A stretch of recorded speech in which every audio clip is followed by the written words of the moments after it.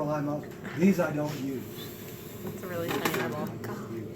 This I'm assuming was inside one of these. So definitely see you can see the rod and cone. Oh yeah, it came out of the. You don't use that one. I said I'm here. I'll probably get Stop that. pushing it back. When I shove it away, it should stay away. All right. Let's set these to a side. Let's go over this one. We only have this one model. We've got spares of these others. But this is definitely a right eye. What tells me for sure that this is a right eye? Couple of things. First thing you might want to look for is this. This is the lacrimal gland. See on here. You see the lacrimal gland. The lacrimal gland is always on the lateral surface of an eye. So that means the median line is here. Anterior view, median line here. This is definitely to the right of the median line. Definitely a right eye we have here. This muscle here is added to the board. Far left board, guys, take a look at the board, please. Under number 1, the, let's see, what's it, 5th bullet point? 2, 3, 4, yeah. Levator palpebrae superioris. So swing your phone over the board so you can see levator palpebrae superioris. All right, that is this muscle here, and it's this muscle here. Levator palpebrae superioris of a right eye, levator palpebrae superioris of a left eye. So let's put them together the way they would actually go, like that. Left eye, right eye. Levator palpebrae superioris of the left and of the right. This is the skeletal muscle. That's not one of the 6 extrinsic eye muscles. Those latter 6 join to the surface of the eye directly. This joins to the upper eyelid. This joins what's called the superior palpebra, the left and the right superior palpebra, or upper eyelid. And when they contract, they lift it. These are the eye opening muscles.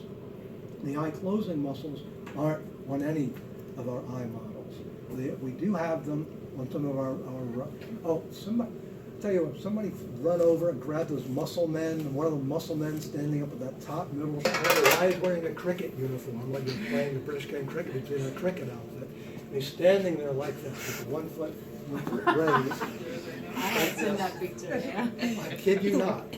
There, he's got a painting of something that looks just like, almost like that. We're standing triumphantly, and I was wondering, does he have his foot on Chris Christie? Maybe, I mean, you can't tell. Anyway, so why did I have to bring this one over? Because this shows the eye closing skeletal muscle.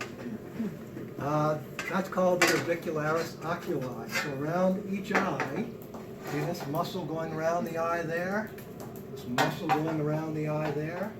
Orbicularis oculi, they're the eye closing muscles. Okay, set this one aside. That's all I wanted this for.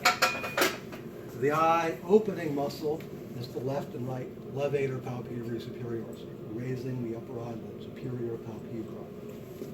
No muscle joins to the inferior palpebra. Okay, lacrimal gland of left eye, lacrimal gland of right eye. Here we have the left superior palpebra, upper eyelid, right superior palpebra, upper eyelid, inferior palpebra, inferior palpebra, lower eyelid. Oh, what do we have extending from the lacrimal gland? See these little green ducts here? Little green ducts here. These are the lacrimal ducts. So the lacrimal gland is the source of tears, lacrimal fluid.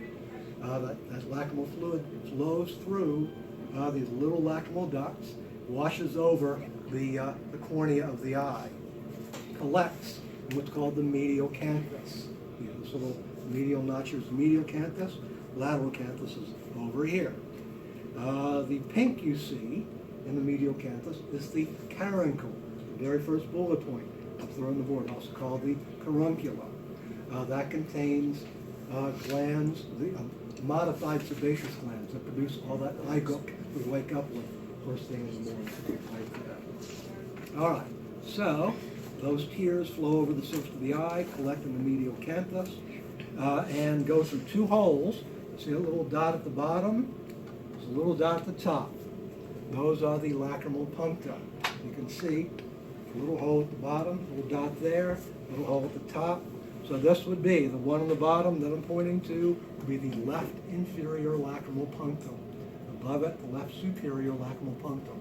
They are openings for the drainage of lacrimal fluid, of tears. See if this one even has it. Yes, oh, that's even better on here. So you can see the lacrimal punctum very clearly in this model. Actually, I had to color those in myself for that model. These, somebody went ahead and put it in front of the model. You see the two right side, the superior and inferior lacrimal punctum. So the tears flow into the lacrimal canals. So there's the right superior lacrimal canal, right inferior lacrimal canal. Lacrimal fluid then drains into the lacrimal sac. This has been cut open on here. Actually enters what's called the lacrimal sac. This is a medial structure. It's upside down.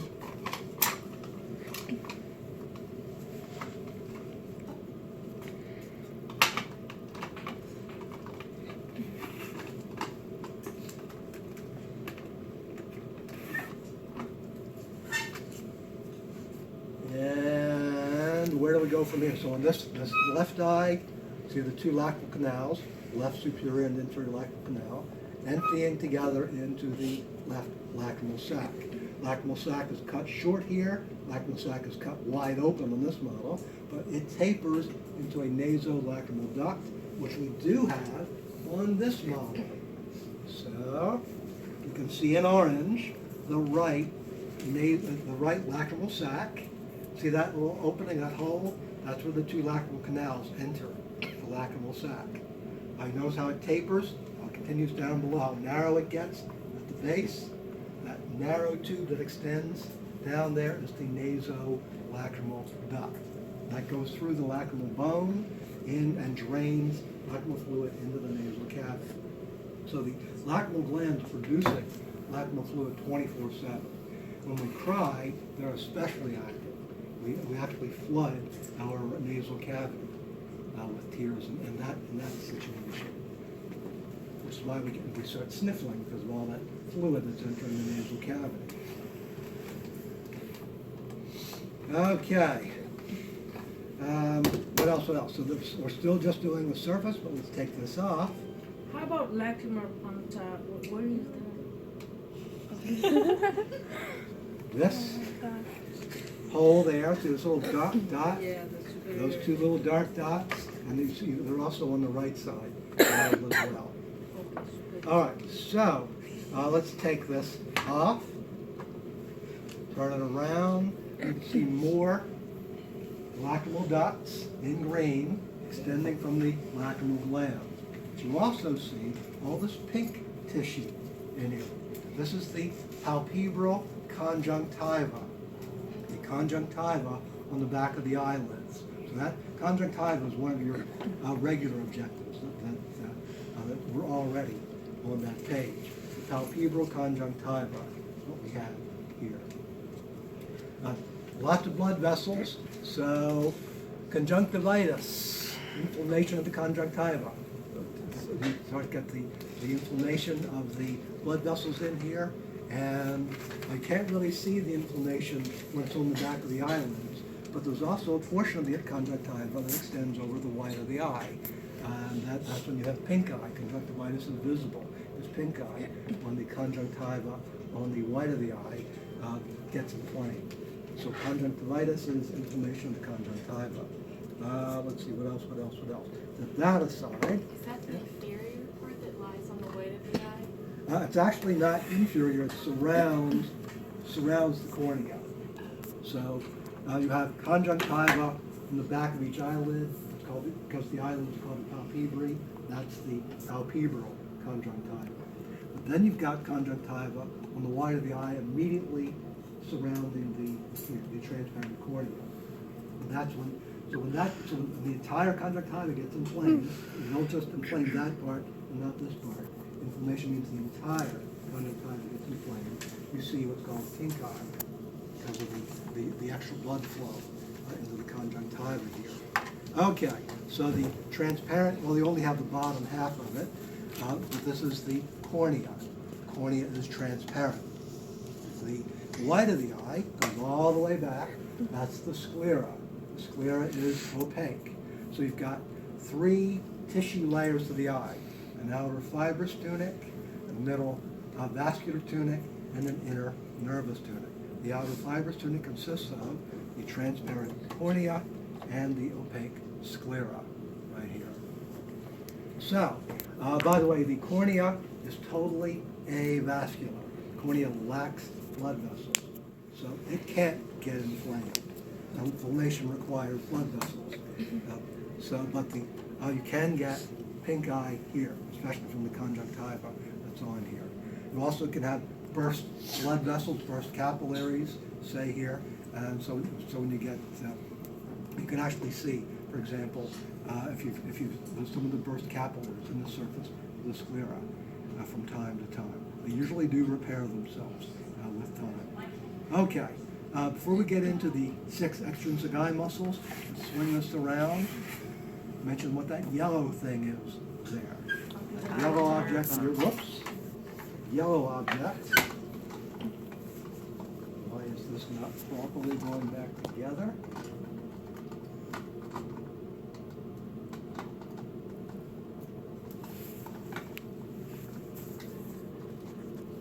Okay, there we go.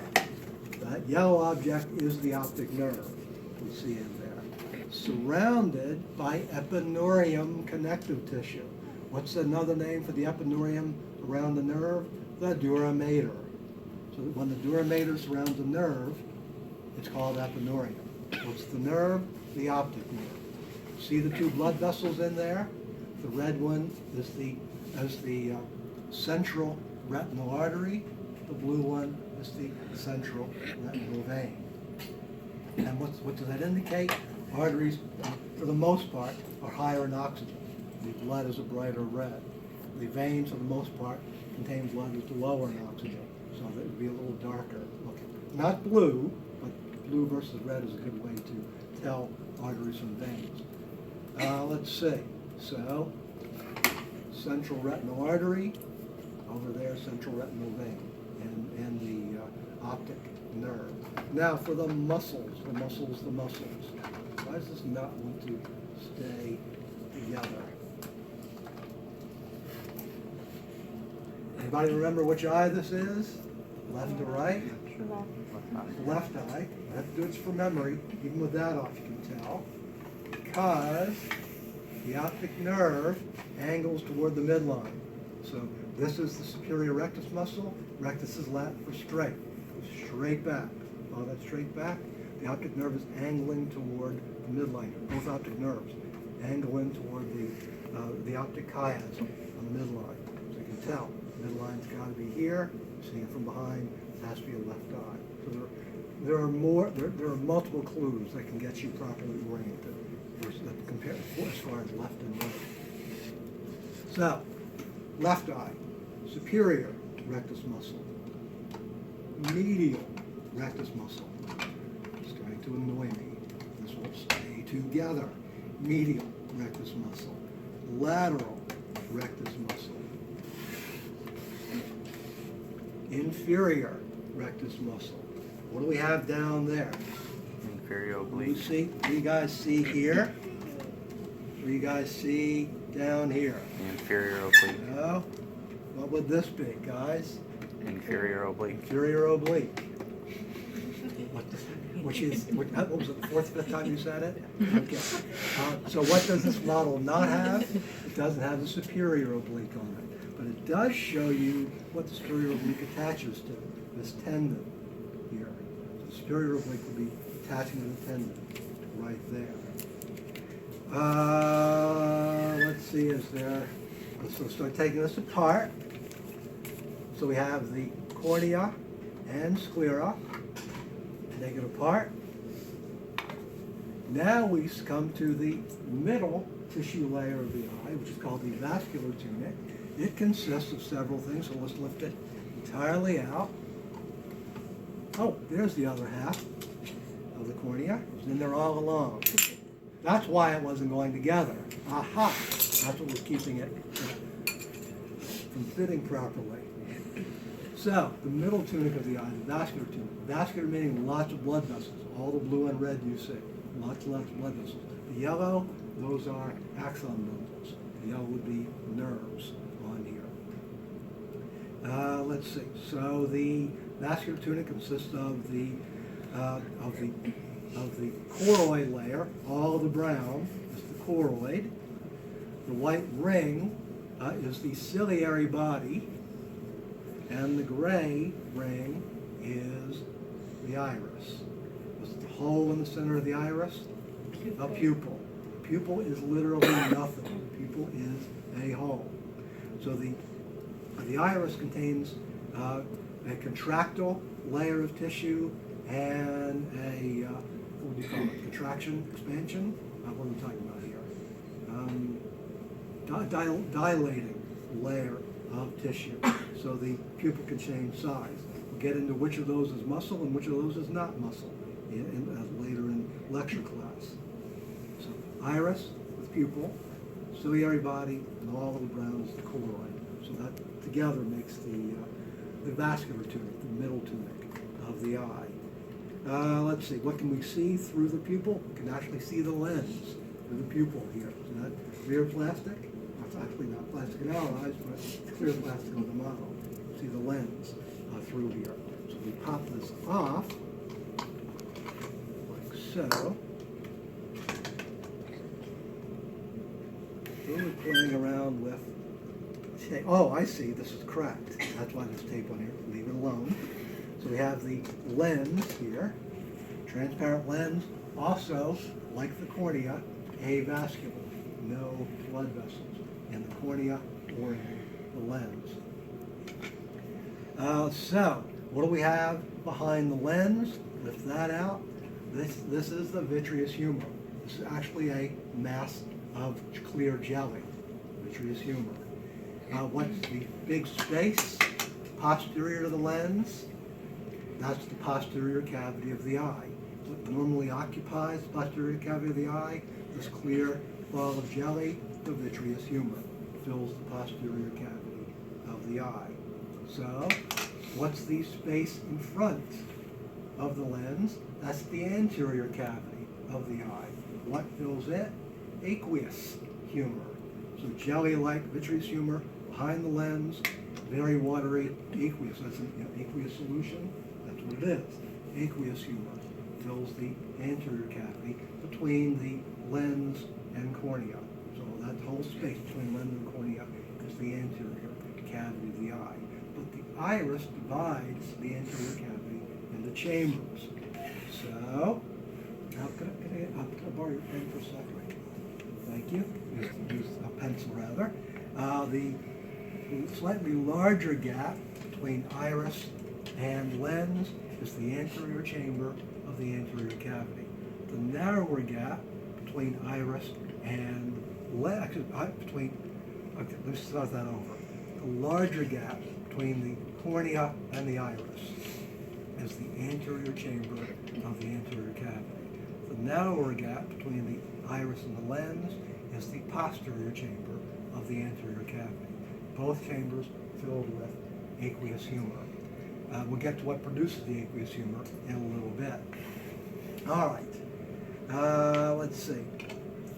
Lift this out and actually see the choroid, all this brown here, see, would be all this orangey brown would be the choroid layer. Then we come forward to the red. All of the red, oops, I'm sorry, let's do it this way. All of this red and the red where the white streaks are. So all of this red here would be ciliary body. Ciliary body. Divided up into ciliary processes, all of these ridges, all these roughly parallel ridges, and ciliary muscle. So this red bulge here, this whole rim is ciliary, so the ciliary muscle is more anterior. So this whole rim here is ciliary muscle, which is smooth muscle, and all of these ridges you see forming a ring all the way around with the ciliary processes. Ciliary muscle and ciliary processes together are the ciliary body. It's the ciliary processes that make the aqueous humor in the front of the eye. The ciliary muscle controls the size of the pupil, controls the size of that hole. Now, what else do we have? We also have those white strands. Those are the suspensory ligaments. Suspensory ligaments, one end of each suspensory ligament joins to ciliary muscle all the way around. The opposite end joins to the rim of the lens. So the suspensory ligaments attach to the rim of the lens at one end and to the actual ciliary muscle at the other end. So, we're controlling, the ciliary muscle, I said, controls the pupil size. I'm sorry, that's wrong. Ciliary muscle controls the actual size of the lens. Is it squat and bulging, or is it stretched out and thin? The shape of the lens is controlled by that ciliary muscle. The iris itself contains contractile and dilating tissue to control the pupil size. What else can we point to on here? The retina. Got to do the retina. So lift it out. Choroid layer. Here, this reddish layer is choroid. This darker red, ciliary muscle. These red ridges, ciliary processes. This pale tan layer you see here, and all on the inside. This entire pale tan layer, that's the nervous tunic. That's the retina. Another name for the nervous tunic is the retina. This is where all the rods and cones are in making up the retina. You can see the retina is also quite vascular. Lots of blood vessels there. And look at it this way. Remember where the optic nerve comes out? See where the optic nerve there is as part of the retina? No rods or cones. Just the neurons that form the optic nerve are found right there. So guys, this is our blind spot. No rods or cones here. No image formation possible here. The blind spot, also called the optic disc. So all the rods and cones are found in the rest of this tan retinal layer. We also would have, this one is not very good for this, but lateral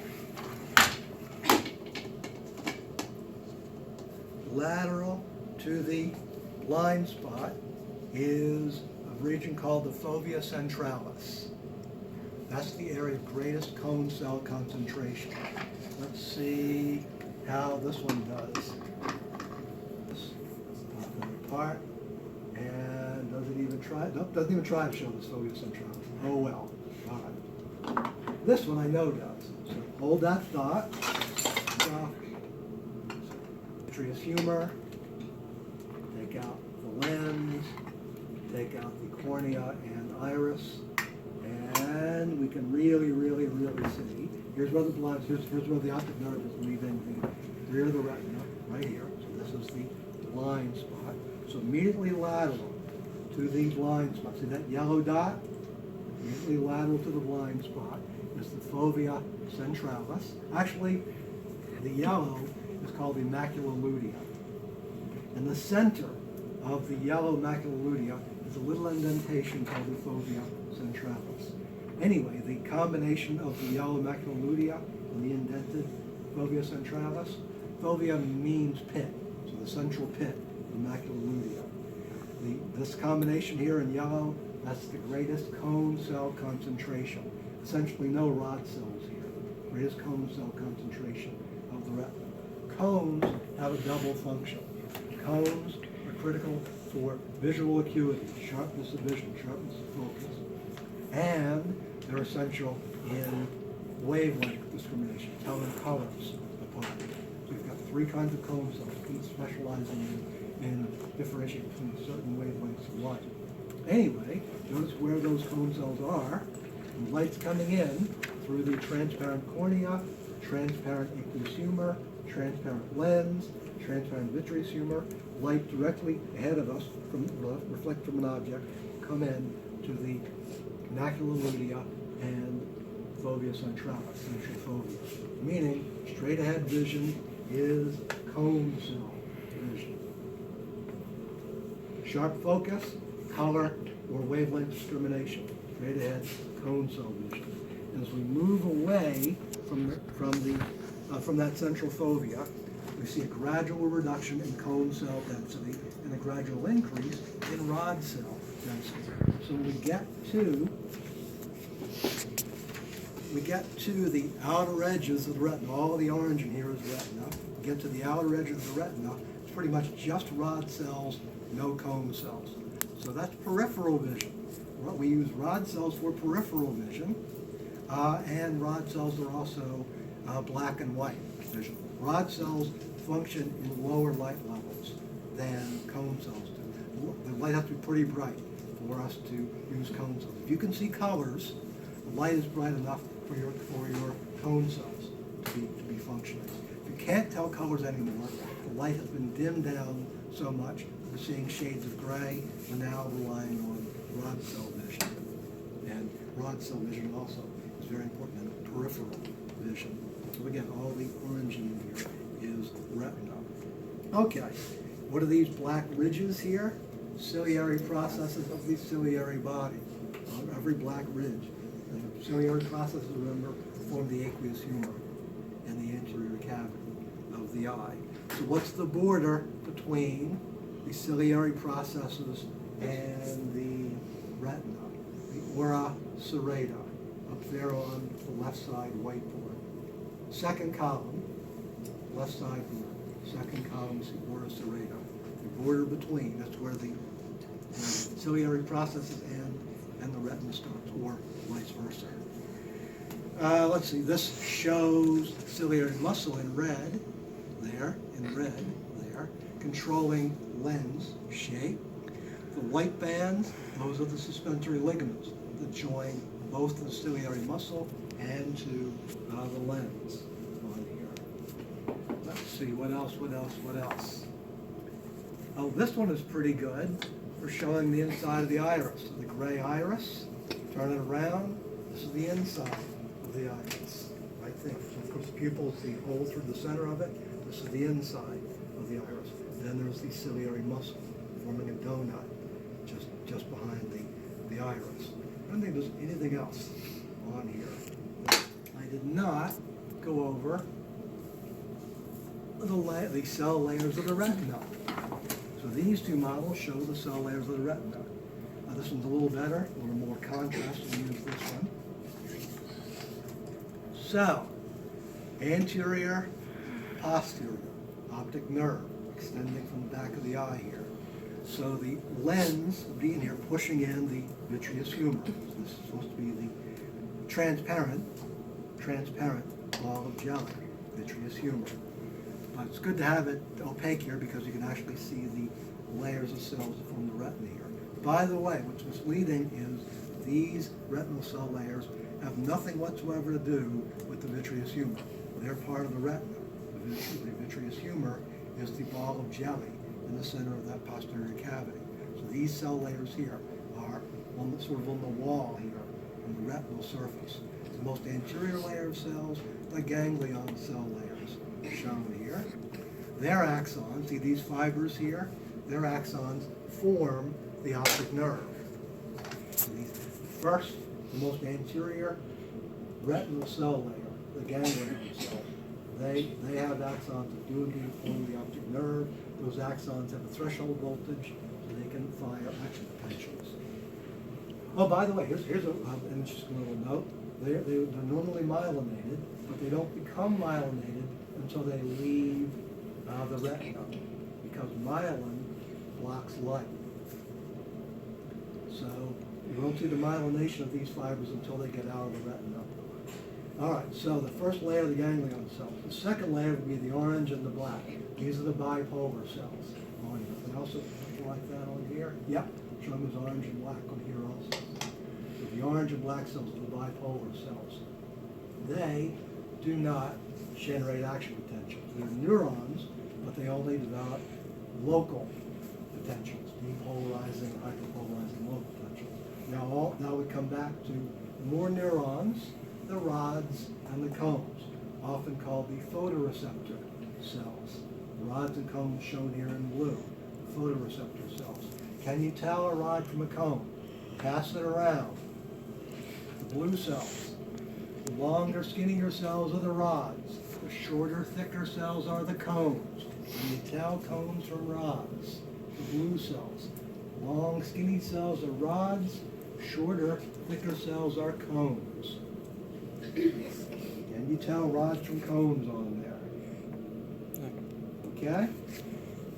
The retina, most posterior cell layer of the retina, will be these brown cells way in the rear. This is the pigmented epithelium of the retina, also up on the left side board. Pigmented epithelium, where did I put it? Yes, on the left. You see pigmented epithelium of retina. So these brown layers. So what's the pigment? Melanin. So very, very rich in the brown pigment melanin. Or light absorption. When light comes in, pigmented epithelium absorbs a lot of that light. So relatively little light reflects back out again. So those are the eye.